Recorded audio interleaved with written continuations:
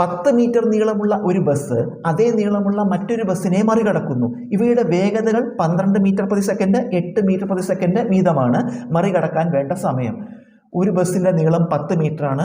അതേ നീളമുള്ള മറ്റൊരു ബസ്സിനെ മറികടക്കുകയാണ്. 10 മീറ്റർ നീളമുള്ള ഒരു ബസ് 10 മീറ്റർ നീളമുള്ള മറ്റൊരു ബസ്സിനെ മറികടക്കുന്നു.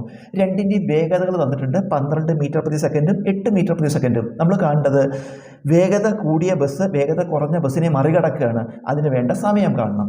സമയം കാണാനുള്ള സൂത്രവാക്യം ദൂരം ബൈ വേഗത. ഇതിന് വില കൊടുക്കുക. ഈ ദൂരം എന്ന് പറയുന്നത് ബസ്സിൻ്റെ നീളമാണ്.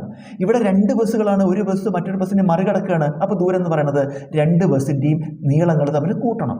ബസ്സിൻ്റെ നീളങ്ങൾ രണ്ടും 10 മീറ്ററാണ്. അപ്പോൾ നമ്മളത് കൂട്ടുക. 10 + 10 ഇതാണ് സഞ്ചരിച്ച ദൂരം ബൈ വേഗത. വേഗത 2 ബസ്സിൻ്റെയും വേഗതകൾ തന്നിട്ടുണ്ട്. ഈ 2 ബസ്സും ഒരേ ദിശയിലാണ് നീങ്ങുന്നത്. ഒരേ ദിശയിൽ നീങ്ങുകയാണെങ്കിൽ നമ്മൾ ചെയ്യേണ്ടത് വേഗതകൾ തമ്മിൽ കുറയ്ക്കണം. വ്യത്യസ്ത ദിശകളിലാണ് വാഹനങ്ങൾ നീങ്ങണമെന്ന് വേഗത കാണാൻ 2 വേഗതയും കൂടി കൂട്ടണം. ഇവിടെ 2 ബസ്സും ഒരേ ദിശയിലാണ്. അതുകൊണ്ട് ഈ വേഗത എന്ന് പറയുന്നത് വേഗതകൾ തമ്മിൽ കുറയ്ക്കണം. വിപരീത ദിശയിലാവുമ്പോൾ വേഗതകൾ തമ്മിൽ കൂട്ടണം. ഇവിടെ 12 കുറയ്ക്കണം 8, 12 കുറയ്ക്കണം 8, 10ഉം 10ഉം കൂട്ടിയ 20/12 8 കുറച്ചാൽ 4, 20/4 5. സമയം എന്താ വരിക? സമയം സെക്കൻഡാണ്. കാരണം എല്ലാത്തിലും മീറ്റർ പ്രതി സെക്കൻഡാണ് വരുന്നത്. അപ്പോൾ യൂണിറ്റ് അതിലാണ് വരിക. സമയം 5 സെക്കൻഡ്.